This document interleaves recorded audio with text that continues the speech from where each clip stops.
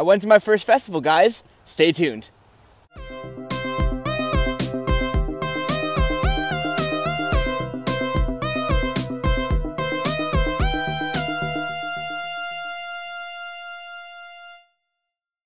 What's up, my hikers? This is Brian coming at you from the trails once again. Welcome to a little show I like to call Nerd Hikes. And before we start, you might notice these little white dangling things here. I usually use a clip-on mic, but I'm testing out to see whether or not the Apple headphones mic works better. So if you think the sound quality is better on one or the other, feel free to leave a comment and let me know. But anyway, on with the episode. So this past Saturday, I went to my first ever music festival. I went to the Meadows Festival in Queens. It takes place at Citi Field. That's where the New York Mets play. It was a 3-day event. I only went to day 2, which was, like I previously said, the Saturday, because the Gorillaz were headlining. I have been a Gorillaz fan since I was a youngin', and they were on my bucket list of bands to see. Like, I needed to see Gorillaz. When this was first announced, like, months ago, I didn't know if I was actually gonna go. Like, I wanted to see the Gorillaz so bad. This is because I suffer from anxiety, and the thought of being in, like, a sea of people unable to get out was, like, terrifying for me. But I decided anyway to just go and deal with it later, because seeing them is like a once-in-a-lifetime experience. They rarely tour. They've been on hiatus for like 8 years or something like that. I did not want to miss my possibly only chance to ever see them live. So I went, and it was an absolute blast. It was so much fun. I recorded and vlogged throughout the entire day, so eventually I'll put together a video of my experiences. So like I was saying, it was a 3-day event with famous artists headlining each day. Day 1 was Jay-Z, day 2 was the Gorillaz, and day 3 was the Red Hot Chili Peppers. Unable to devote that much of my time to 3 days, I just chose to go see the Gorillaz, obviously, because, like I said before, massive fan. So there were 4 different stages set up around the parking lot of the field. And while each band was playing, they'd be setting up the other stages. It was actually a really efficient system. A lot of the time, a band would be finishing up, and then you walk 2 feet to the right, and another stage is just beginning their set. So real quick, I just want to run through some of the artists that I saw that I thought were phenomenal. First off, I got to give the biggest shout out to this guy, Jacob Banks. He was performing very early on in the day, but his set was so good. He's like a soul singer / rock, and amazing voice. Like, this guy could probably win any voice talent show, bar none. And later on in the evening, we were actually able to meet him for a couple seconds, and he was super nice. We caught this band, Public Access TV. They were very, like, classic rock, early rock roots oriented. They were very good. Their singer, very, like, a soulful kind of classic rock voice. I really dug them. The rapper Big Boy from Outkast was there. He was really fun, put on a great set.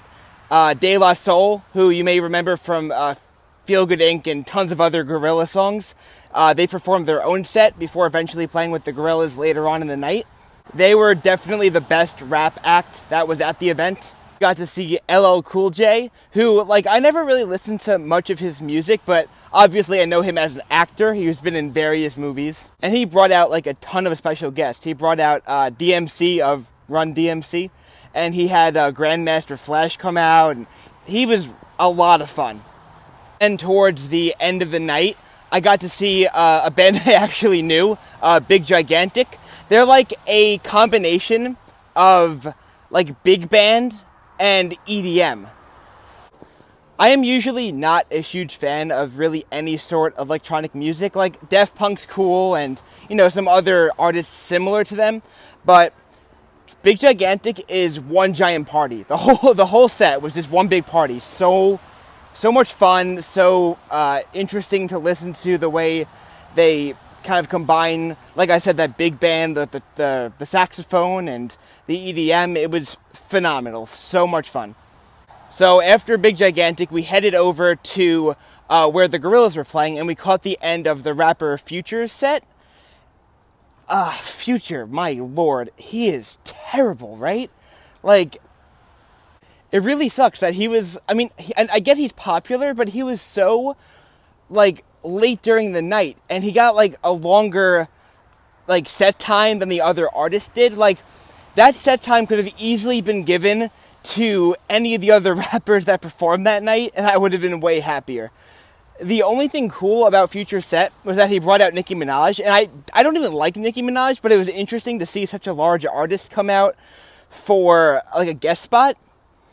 So after Future finally got off the stage, we waited around for like an hour for the Gorillaz to get up. We had, you know, great seating. I took a ton of video for it, and they played everything.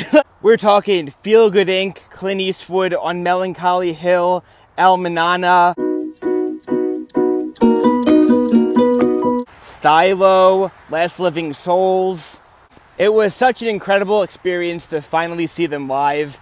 I left so happy. I was just like, I saw the Gorillaz. I can't believe this is insane. So before we got in, we purchased upgraded tickets to get VIP status.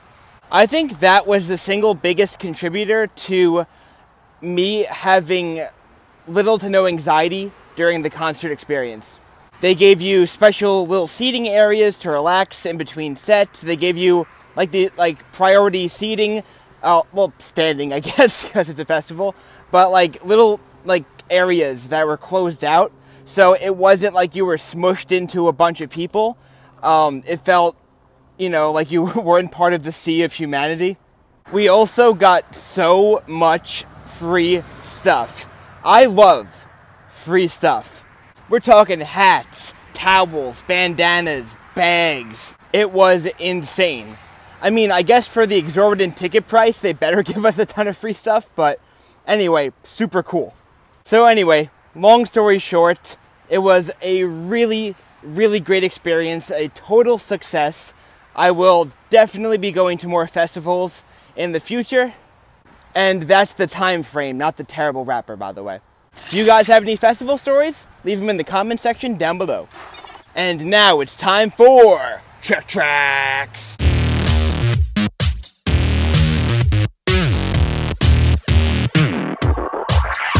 And because I think everybody should listen to him, this week's track is Chainsmoking by Jacob Banks off his album, The Boy Who Cried Freedom. It's soulful, it's catchy, it's rockin'. Just go listen. And if you guys want to hear more great tracks, just search up the Spotify playlist, Nerd Hikes. Alright, that about wraps it up for me. If you want to follow me, all of my social platforms will be in the description down below.